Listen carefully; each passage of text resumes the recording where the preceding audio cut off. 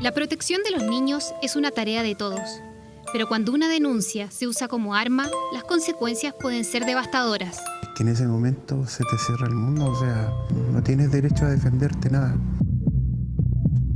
Cada año se conocen historias de padres acusados de abusar sexualmente a sus hijos.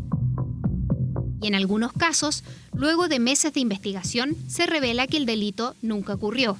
El actuario me dijo prácticamente que yo quedaba detenido por una presunta violación a mi hija. Y ahí se nos cayó el mundo.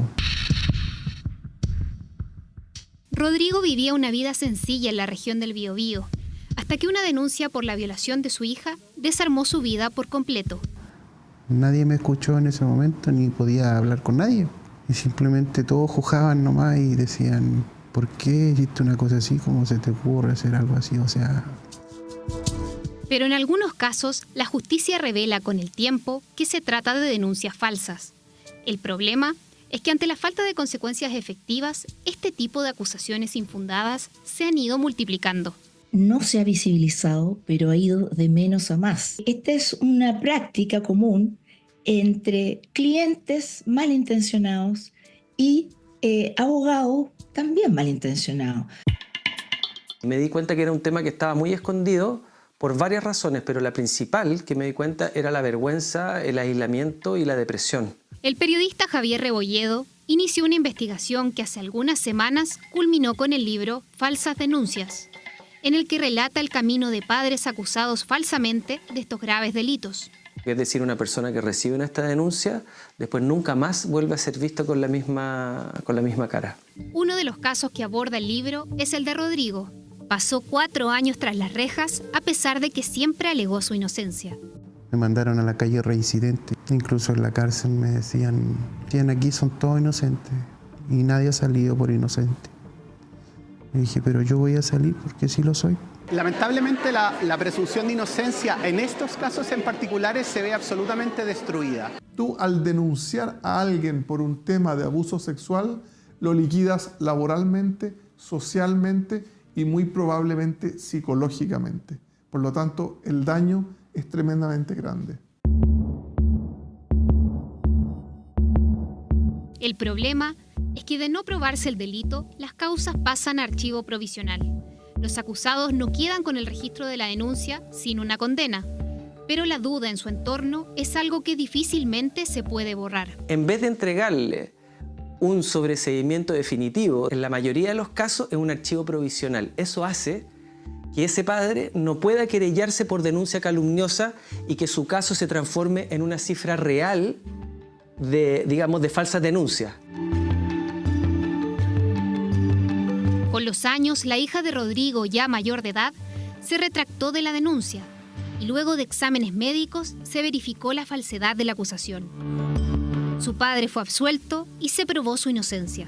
Mi vida como que se estancó. Y cuando salí volví a ser la misma persona que era. Pero siempre con esa estancada ahí, se te congela el tiempo. A pesar de lo crudo del caso de Rodrigo, desde la Fiscalía Nacional son enfáticos en declarar que las denuncias falsas son excepcionales. Quiero ser muy categórico. Hablar de denuncias falsas como un fenómeno habitual y masivo en el sistema de justicia no tiene sustento en los datos. ¿Ya? Efectivamente, la mayoría de las causas de delitos sexuales, por las complejidades que trae la investigación, terminan en salidas administrativas. El sistema no diferencia cuántos de los hombres acusados de delitos sexuales son padres de las víctimas. Y como las denuncias no comprobadas pasan a archivo, muchos deben cargar con la duda de la acusación. Según cifras de Fiscalía, en el año 2018 hubo poco más de 4.000 denuncias como estas que fueron archivadas, cifra que ha ido en aumento hasta llegar a más de 9.000 casos en 2024. Pero también hay casos donde los denunciados son absueltos, declarando su inocencia. En 2018, esto ocurrió en más de 120 casos.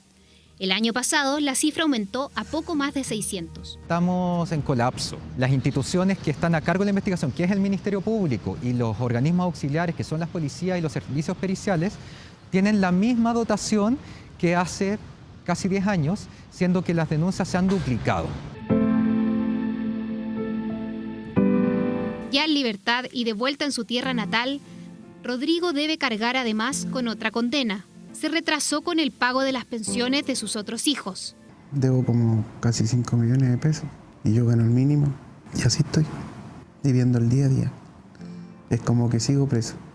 El año 2021, un grupo de parlamentarios envió un proyecto de ley para sancionar a los padres o madres que acusen falsamente al otro progenitor de abusos sexuales. Luego de 4 años, los diputados patrocinantes del proyecto siguen solicitando que se ponga en tabla para su discusión. Es tan grave lo que ocurre cuando denuncias a alguien falsamente en un abuso del contexto sexual, aunque sea uno en Chile, merece que el Parlamento se preocupe de legislar.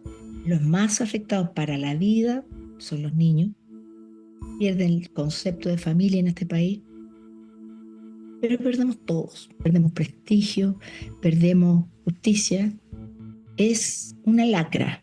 Las falsas denuncias no solo desvían recursos valiosos del sistema, sino que también rompen vínculos familiares y dejan una marca indeleble en la vida de los acusados. Nadie me devuelve el tiempo que yo sufrí o pasé, o mi mamá, lo que pasó.